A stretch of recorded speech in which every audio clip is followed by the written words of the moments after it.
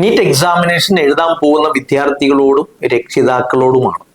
എല്ലാവരും നീറ്റ് പരീക്ഷയ്ക്ക് വേണ്ടിയുള്ള അവസാനവട്ട പ്രിപ്പറേഷന്റെ ബദ്ധപ്പാടിലോ ആശങ്കയിലോ തിരക്കിലോ ആയിരിക്കും. ചില കാര്യങ്ങൾ നിങ്ങളൊന്ന് മനസ്സിൽ ഓർത്തു വെച്ച് കഴിഞ്ഞാൽ ആശങ്കയില്ലാതെ, ബുദ്ധിമുട്ടില്ലാതെ, സ്ട്രെയിൻ ഇല്ലാതെ, പ്രശ്നങ്ങളില്ലാതെ പരീക്ഷ എഴുതാൻ പറ്റും. ഒന്ന്, പരീക്ഷ എഴുതാൻ നിങ്ങൾക്ക് കിട്ടിയിരിക്കുന്ന സെന്ററിൽ സമയത്തിന് എത്തിച്ചേരാൻ ശ്രമിക്കുക. അവസാനവട്ട പ്രിപ്പറേഷൻ, അവസാനവട്ട യാത്രയും ഒരുക്കാതെ കുറച്ച് നേരത്തെ തന്നെ അവിടെ എത്തുന്നത് കൊണ്ട് പ്രത്യേകിച്ച് ബുദ്ധിമുട്ടൊന്നും ഇല്ല എന്നതുകൊണ്ട് പരീക്ഷാ സെന്ററിൽ നേരത്തെ എത്താൻ ശ്രമിക്കുക. 2 മണിക്കാണ് എക്സാമിനേഷൻ ഔദ്യോഗികമായി സ്റ്റാർട്ട് ചെയ്യുന്നത്. 1:30 കൃത്യമായിട്ട് അവിടെ എത്തിച്ചേരണം. 1:30 ഹാളിൽ പ്രവേശിക്കണം. 1:30 കഴിഞ്ഞാൽ നിങ്ങളുടെ പരീക്ഷാ സെന്റർ അടച്ചുപൂട്ടും. പിന്നീട് വരുന്ന ആളുകൾക്ക് പ്രവേശനം ഉണ്ടാവില്ല.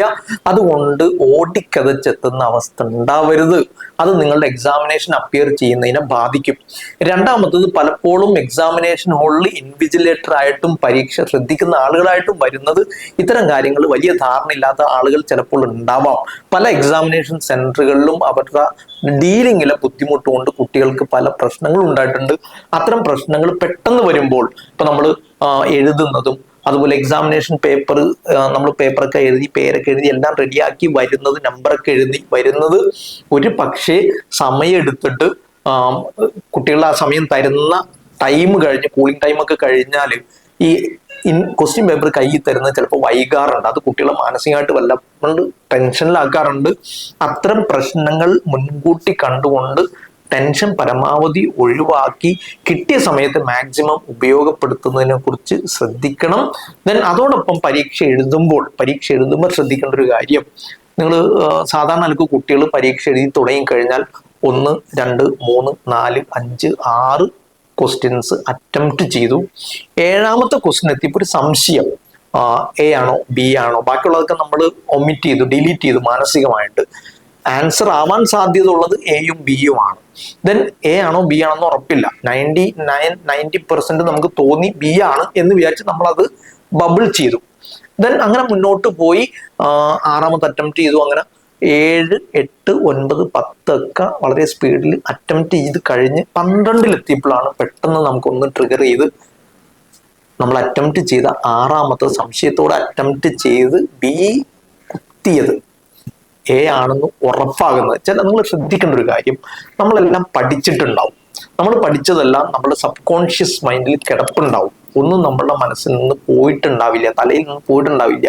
ഈ മെമ്മറി എൻഹാൻസ് ചെയ്യുന്നതിന്റെ രീതിയിലെ വ്യത്യാസങ്ങൾ കൊണ്ട് മറന്നു പോയതായി നമുക്ക് തോന്നും, അല്ലെങ്കിൽ ഒരു സംശയം നമുക്ക് തോന്നും. പക്ഷെ ട്രിഗർ ചെയ്യുന്ന ഏതെങ്കിലും ഒരു എലമെന്റ് നമുക്ക് കയറി കിട്ടിക്കഴിഞ്ഞാൽ പലപ്പോഴും നമുക്കത് ഓർത്തെടുക്കാൻ, സബ് കോൺഷ്യസ് മൈൻഡിൽ കിടക്കുന്ന സാധനങ്ങൾ കയറി വരാനുള്ള സാധ്യത ഉണ്ട് എന്നതുകൊണ്ട് 12ാമത്തെ അറ്റംപ്റ്റ് ചെയ്യുമ്പോഴാണ് അയ്യോ എ ആയിരുന്നു കറക്റ്റ് ആൻസർ എന്ന് തോന്നുന്നത്. ഈ സാഹചര്യം വരുമ്പോൾ നെഗറ്റീവ് മാർക്സ് കയറാൻ സാധ്യതയുണ്ട്. പല വിദ്യാർത്ഥികളും എന്നോട് പറയുന്ന ഒരു കാര്യം, എക്സാം എഴുതി കഴിഞ്ഞ് വന്ന് നോക്കുമ്പോൾ അയ്യോ ആൻസർ അതായിരുന്നില്ല എന്ന് തോന്നുന്നതിന് തന്നെ കുറെ അധികം നെഗറ്റീവ്സ് വരാറുണ്ട്. അതുകൊണ്ട് എനിക്ക് നിങ്ങളോട് പറയാനുള്ളത്, 6ാമത്തെയോ 7ാമത്തെയോ 8ാമത്തെയോ 10ാമത്തെയോ സംശയമെന്ന് തോന്നുന്നിടത്ത് അത് വിട്ടുകളെ. കാരണം സംശയം തോന്നുന്നിടത്ത് പലപ്പോഴും കുറെ അധികം ടൈം നമ്മൾ അതുപോലെ ഉപയോഗിക്കുകയും ടൈം മാനേജ്മെന്റ് പ്രശ്നമാവുകയും ചെയ്യും. നമ്മൾ വറീഡ് ആവും, ടെൻഷൻ ആവും, കൺഫ്യൂസ്ഡ് ആവും, ആകെ കൂടി എക്സാമിന്റെ മൂഡ് അങ്ങ് പോവും. അതുകൊണ്ട് കാണുന്ന ക്വസ്റ്റ്യനിൽ 100% ഉറപ്പുള്ളത് അറ്റംപ്റ്റ് ചെയ്യുകയും ഉറപ്പില്ലാത്തത് വിടുകയും, അതിന്റെ പേരിൽ ടെൻഷൻ അടിക്കാതെ അടുത്ത ക്വസ്റ്റ്യനിലേക്ക് പോയി അടുത്തത് അറ്റംപ്റ്റ് ചെയ്യുക. ഈ മാറ്റി വെച്ചത് അറ്റംപ്റ്റ് ചെയ്യാതെ വെച്ചത് കൺസിഡർ ചെയ്യാൻ വേണ്ടി ഒരു ധാരണ നമ്മൾ ഉണ്ടാക്കുകയും പിന്നീട് വന്ന് എപ്പോഴാണോ ഈ പറഞ്ഞ വിവരം ട്രിഗർ ചെയ്യുന്നത്, ഇൻഫർമേഷൻ നമ്മൾ പഠിച്ചു വെച്ചത് ട്രിഗർ ചെയ്യുന്നത്, ആ ടൈമിന് വന്ന് അറ്റംപ്റ്റ് ചെയ്യുകയും ചെയ്യുന്ന രീതി ഉണ്ടാക്കുക. അങ്ങനെയാണെങ്കിൽ ടൈം മാനേജ്മെന്റ് കുറച്ചുകൂടി നമുക്ക് ക്രിയാത്മകമായി ഫലപ്രദമായി ഉപയോഗപ്പെടുത്താൻ പറ്റും. രണ്ടാമത്തത് ഇതാണ്. മൂന്നാമത്തെ ഒരു കാര്യം, ഒന്നാമത്തെ ഞാൻ പറഞ്ഞു പരീക്ഷാ ഹാളിൽ നേരത്തെ കയറിയിരിക്കാൻ ശ്രദ്ധിക്കുക. രണ്ടാമത്തത്, നമ്മൾ ക്വസ്റ്റ്യൻ കിട്ടിക്കഴിഞ്ഞാൽ ഈ പറഞ്ഞ രീതിയിൽ അറ്റംപ്റ്റ് ചെയ്യുന്നിടത്ത്, സംശയം വരുന്നിടത്ത് നമ്മുടെ സബ് കോൺഷ്യസ് മൈൻഡിൽ കിടക്കുന്ന വിവരങ്ങൾ ട്രിഗർ ചെയ്യാനുള്ള ചാൻസുകൾ മറ്റു ക്വസ്റ്റ്യൻസിൽ ഉണ്ട് എന്നതുകൊണ്ട് അതിനുവേണ്ടി വെയിറ്റ് ചെയ്യുകയും 10% പോലും സംശയം തോന്നുന്നിടത്ത് നമ്മൾ അറ്റംപ്റ്റ് ചെയ്യാതിരിക്കുക എന്ന പോളിസി, ആ പോളിസി രണ്ട് കാര്യങ്ങൾക്കാണ്. നെഗറ്റീവ് മാർക്സ് ഇല്ലാതിരിക്കാനും ടൈം മാനേജ് ചെയ്യാനും നല്ലതാണ്. നമുക്കൊരു ചെറിയ സംശയം വന്നാൽ പോലും നമ്മൾ ഉദ്ദേശിച്ച ടൈമിനേക്കാൾ 1 മിനിറ്റ് കൊണ്ട് ചെയ്തു തീർക്കാൻ പറ്റുന്നത് ചിലപ്പോൾ 1.5 മിനിറ്റോ 2 മിനിറ്റോ ആവും. ടോട്ടൽ അത് ഈ സംശയം വരുന്നിടത്തെല്ലാം ഇങ്ങനെ സംഭവിച്ചു കഴിഞ്ഞാൽ ടൈം മാനേജ് ചെയ്യാൻ പറ്റാതെ അവസാനത്തേക്ക് വരുമ്പോൾ നമുക്ക് 100% ഷുവർ ഉള്ളത് പോലും അറ്റംപ്റ്റ് ചെയ്യാൻ പറ്റാത്ത അവസ്ഥ വരും. അതുകൊണ്ട് അത് ശ്രദ്ധിക്കണം. ടൈം മാനേജ്മെന്റ് കാര്യത്തിൽ സംശയം തോന്നുന്ന ക്വസ്റ്റ്യൻസ് സ്കിപ്പ് ചെയ്തിട്ട് പിന്നീടേക്ക് വെക്കുന്നതും നമ്മൾ ഈ ഇൻഫർമേഷൻ ട്രിഗർ ചെയ്യുന്നതിനനുസരിച്ച് വരുന്നതുമായ ഒരു രീതി എടുക്കുന്നതായിരിക്കും നല്ലത്. മൂന്നാമത്തെ ഒരു കാര്യം നിങ്ങൾ ശ്രദ്ധിക്കേണ്ടത്, എക്സാം ഹാളിൽ എത്തുമ്പോൾ ടെൻഷൻ പരമാവധി ഒഴിവാക്കണം. ഒന്ന് റിലാക്സ് ചെയ്യുക. ബ്രീത്തിങ് എക്സസൈസ് നല്ലതാണ്. നമ്മൾ 1:30 പരീക്ഷ ഹാളിൽ കയറി ഇരുന്ന് കഴിഞ്ഞാൽ ഒന്ന് റിലാക്സ് ചെയ്യുക. ഒന്ന് നന്നായി ബ്രീത്ത് ചെയ്തിട്ട് ഒന്ന് ഹോൾഡ് ചെയ്ത് വെച്ച് കുറേ നേരം കുറച്ച് പതുക്കെ റിലീസ് ചെയ്ത് കളയുന്ന ഒരു ബ്രീത്തിങ് എക്സസൈസ് ഉണ്ട്. അതൊക്കെ ഒന്ന് അകത്ത് ചെന്ന് ചെയ്തിരുന്നു കഴിഞ്ഞാൽ നമുക്ക് ഒന്നൊരു റിലാക്സേഷൻ നമുക്ക് തോന്നും. ദെൻ അത് കഴിഞ്ഞതിന് ശേഷം മനസ്സിലാക്കേണ്ട ഒരു കാര്യം, എന്തൊക്കെ ആയാലും മാനസികമായി നമ്മൾ ധൈര്യത്തോടെ സമാധാനത്തോടെ ക്വസ്റ്റ്യൻ അറ്റംപ്റ്റ് ചെയ്യുന്നതാണ് ഏറ്റവും ഉപകാരപ്രദം. ടെൻഷൻ അടിച്ചിട്ട് ഒരു കാര്യമില്ല എന്ന് മാത്രമല്ല, അവസരങ്ങൾ നഷ്ടപ്പെടാനും മര്യാദക്ക് എഴുതാൻ പറ്റുന്ന അവസ്ഥ ഒഴിവാകാനും സാധ്യതയുണ്ട്. മര്യാദക്ക് എഴുതാൻ പറ്റാത്ത അവസ്ഥ വരും. അതുകൊണ്ട് റിലാക്സ് ചെയ്യുക, ടെൻഷൻ അടിക്കാതിരിക്കുക. അവസരങ്ങൾ ഇഷ്ടം പോലെ ഉണ്ട്. MBBS 23,000 ചില്ലുവാനം ഈ പ്രാവശ്യം സീറ്റുകൾ കൂട്ടുന്നുണ്ട് എങ്കിൽ ഒരു 24,000-നുള്ളിൽ 25,000-നുള്ളിലൊക്കെ റാങ്ക് വരുന്ന ആളുകൾക്ക് ദേശീയ തലത്തിൽ ഗവൺമെന്റ് മെഡിക്കൽ കോളേജുകൾ കിട്ടാൻ സാധ്യതയുണ്ട്. 24,000 റാങ്കിൽ വരുന്ന ആളുകൾക്ക് സ്റ്റേറ്റ് റാങ്കിലേക്ക് കൺവേർട്ട് ചെയ്യുമ്പോണ്ടാവുന്ന റാങ്ക് വെച്ചിട്ടും കേരളത്തിലും സാധ്യതയുണ്ട്. അപ്പൊ 24,000-25,000 റാങ്കിനുള്ളിൽ വരുന്ന ആൾക്ക് എന്തായാലും കിട്ടും. അതൊരു 640-655-നുള്ളിൽ റാങ്ക് വരുന്ന ഇപ്രാവശ്യത്തെ ഒരു കട്ട് ഓഫ് വെച്ചുകൊണ്ട് മിക്കവാറും വരാൻ സാധ്യത അങ്ങനെയായിരിക്കും. നിങ്ങൾ ശ്രദ്ധിക്കണം, ഈ പ്രാവശ്യം പരീക്ഷ എഴുതുന്ന ആളുകൾ ഞാൻ പറഞ്ഞില്ല 23 ലക്ഷം പേരാണ് അപേക്ഷിച്ചിരിക്കുന്നത്. അങ്ങനെ സ്വാഭാവികമായിട്ട് കഴിഞ്ഞ കൊല്ലത്തേക്ക് ഒരു കണക്കനുസരിച്ച് 23 ലക്ഷം പേരും പരീക്ഷ എഴുതാൻ വന്നോണമെന്നില്ല. ഒരു 22.8 22.9 ഒക്കെ ആയിരിക്കും പരീക്ഷ എഴുതാൻ വരിക, പതിവ് രീതികൾ വെച്ചുകൊണ്ട്. ദെൻ കഴിഞ്ഞ കൊല്ലം പരീക്ഷയ്ക്ക് അപ്ലൈ ചെയ്തത് 24 ലക്ഷത്തി ചില്ലുവാനം എന്ന് വെച്ചാൽ 24.06 കാൻഡിഡേറ്റ്സ് ആണ്, ലാക്സ് കാൻഡിഡേറ്റ്സ് ആണ് അപേക്ഷിച്ചതെങ്കിൽ പരീക്ഷ എഴുതിയത് 23,33,000 എന്ന് വെച്ചാൽ 23.33 ലാക്സ് കാൻഡിഡേറ്റ്സ് ആണ് പരീക്ഷ എഴുതിയത്. ആ ഒരു ട്രെൻഡ് ഈ വർഷം തുടർന്നേക്കാം. അങ്ങനെയാണെങ്കിൽ 22 ലക്ഷത്തി ചില്ലുവാത്തിലേക്ക് മാറും. കഴിഞ്ഞ കൊല്ലത്തേക്കാൾ നമ്പർ ഓഫ് കാൻഡിഡേറ്റ്സ് കുറവാണ്. അത് കട്ട് ഓഫിൽ മാറ്റം വരുത്താനും സാധ്യതയുണ്ട്. അങ്ങനെ വരികയാണെങ്കിൽ ഒരു 640, 655, 660 cut off mark government medical കോളേജിൽ കിട്ടാനുള്ള ചാൻസ് ഈ റാങ്കിന് ഈ മാർക്കിനായേക്കാം. ദെൻ അത് എൻ്റെ ഒരു പ്രതീക്ഷ ഒരു 630 വരെ അത് പോയേക്കാം എന്നാണ് ഞാൻ പറയുന്നത്. ഇനി നിങ്ങൾ ശ്രദ്ധിക്കേണ്ട ഒരു കാര്യം, MBBS-ഉം BDS-ഉം നഴ്സിംഗും ആണ് MCC അലോട്ട്മെന്റ് വഴി വരുന്നത്.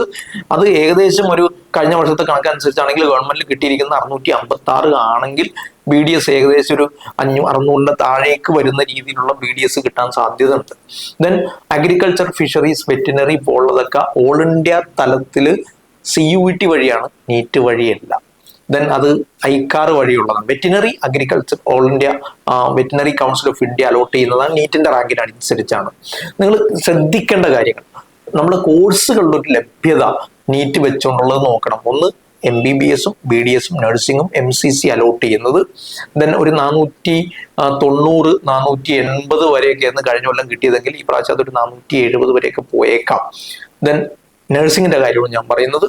ദെൻ അപ്പൊ MBBS-ഉം BDS-ഉം നഴ്സിംഗും കിട്ടും. അത് കഴിഞ്ഞാൽ പിന്നെ വരുന്നത് ഓൾ ഇന്ത്യ തലത്തിൽ veterinary council of India NEET റാങ്കിനെ ബേസ് ചെയ്തുകൊണ്ടാണ് അലോട്ട്മെന്റ് പ്രോസസ്സ് നടത്തുന്നതാണ്. വെറ്റിനറി ഓൾ ഇന്ത്യ തലത്തിൽ കിട്ടും. ദെൻ മൂന്നാമത് വരുന്നത് ആയുഷ് കൗൺസിലിംഗ് പ്രോസസ്സ് വഴി ആയുർവേദ, ഹോമിയോ, സിദ്ധ, യുനാനി പോലുള്ള മെഡിക്കൽ അലോട്ട്മെന്റ് നടത്തുന്നതും ഈ നീറ്റ് റാങ്കിന്റെ ബേസിലാണ്. ദെൻ ഈ 3 ഓൾ ഇന്ത്യ തലത്തിൽ വരുന്നുണ്ടെങ്കിൽ മറ്റൊന്ന് കേരളത്തിലാണ്. കേരളത്തിൽ MBBS, BDS, homeo, Ayurveda, Unani, Siddha പോലുള്ള കോഴ്സുകൾ വരുന്നുണ്ട്. പുറമെ അലൈഡ് സയൻസ് ആയ അഗ്രികൾച്ചർ, ഫിഷറീസ്, വെറ്റിനറി, ഫോറസ്ട്രി ഈ കീം റാങ്കിനെ നീറ്റ് റാങ്കിനെ കീം റാങ്കിലേക്ക് കൺവേർട്ട് ചെയ്തിട്ടുള്ളതാണ്. ദെൻ മറ്റൊന്ന് ജിപ്മറിലെ പാരാമെഡിക്കൽ കോഴ്സുകൾ നീറ്റിനെ ബേസ് ചെയ്തുകൊണ്ടുള്ളതാണ്. ദെൻ നീറ്റ് പ്രിപ്പറേഷൻ്റെ ഇന്റൻസിറ്റി അനുസരിച്ച് എയിംസിന്റെ എൻട്രൻസ് കൃത്യമായിട്ട് ചെയ്യാൻ കഴിയും. CUETയും കുറച്ച് കൃത്യമായിട്ട് നമുക്ക് ചെയ്യാൻ പറ്റും എന്നതുകൊണ്ട് മറ്റ് ചാൻസുകൾ ഒരുപാടുണ്ട് എന്ന് മനസ്സിലാക്കിയിട്ട് ടെൻഷൻ അടിക്കാതെ നീറ്റ് പരീക്ഷ എഴുതുക. എല്ലാവർക്കും വിജയാശംസകൾ നേരുന്നു. ഞാൻ ഒന്നുകൂടി നിങ്ങളോട് പറയാണ്, നീറ്റ് എന്ന് പറയുന്നത് MBBS BDS മാത്രം അല്ലെങ്കിൽ നഴ്സിംഗ് മാത്രം കിട്ടുന്ന ഒന്നല്ല. ഒരുപാട് അനുബന്ധ അലൈഡ് സയൻസ് കോഴ്സുകളുണ്ട്. MBBS കഴിഞ്ഞ ആളുകൾക്ക് കിട്ടുന്ന അതുപോലെയോ തുല്യമോ രസകരമായ ഒരുപാട് ഓപ്പർച്യൂണിറ്റീസ് അഗ്രികൾച്ചറിനും ഫിഷറീസിനും വെറ്റിനറിക്കും ഫോറസ്ട്രിക്കും ഉണ്ട്. ഉദാഹരണത്തിന് അഗ്രികൾച്ചർ കഴിഞ്ഞാൽ ജനറ്റിക്സിലേക്കും പ്ലാന്റ് ജനറ്റിക്സിലേക്കൊക്കെ പോവാം. അഗ്രികൾച്ചർ കഴിഞ്ഞ ആൾക്ക് അഗ്രി ബിസിനസ് മാനേജ്മെന്റിലേക്ക് പോവാം. അഗ്രികൾച്ചർ കഴിഞ്ഞ ആൾക്ക് ചില ബാങ്കിങ് സർവീസിൽ അഗ്രികൾച്ചർ ഓഫീസറായിട്ട് കിട്ടും. അസിസ്റ്റന്റ് സോയിൽ ഓഫീസർ പോലുള്ള ജോബുകൾ, ഇങ്ങനെ വളരെ രസകരമായ വ്യത്യസ്തമായ ജോബുകൾ. വെറ്റിനറി കഴിഞ്ഞ ആൾക്ക് ഫാർമക്കോളജി വരെ പോവാം. ഇത്തരം ഒരുപാട് ഓപ്പർച്യൂണിറ്റീസ് നമ്മൾ MBBS അല്ലാത്ത മേഖലകളിൽ ഉള്ളത് കൊണ്ട് MBBS കിട്ടിയില്ല എന്ന് വിചാരിച്ച് ആകാശം വിടിഞ്ഞു പൊളിഞ്ഞു വീഴൊന്നുമില്ല എന്ന ആറ്റിറ്റ്യൂഡോടുകൂടി അത് മനസ്സിലാക്കിയിട്ട് വേണം നിങ്ങൾ നീറ്റ് എക്സാമിനെ സമീപിക്കാൻ. അത്തരം കാര്യങ്ങളിൽ നിങ്ങൾക്കുള്ള സംശയങ്ങൾ എന്തൊക്കെയുണ്ട്, ഏതൊക്കെയാണ് MBBS അല്ലാത്ത മറ്റു ഓപ്ഷൻ എന്തൊക്കെയാണ്, ഇത്തരം കാര്യങ്ങൾ ചർച്ച ചെയ്യാൻ കരിയർ ഓഫീസിൽ നിങ്ങൾക്ക് സമീപിക്കാം. ഈ കാര്യങ്ങൾ ധാരണയിൽ വെച്ചുകൊണ്ട് നീറ്റ് പരീക്ഷ എല്ലാവരും എഴുതുക. ഏവർക്കും വിജയാശംസകൾ. Bye by.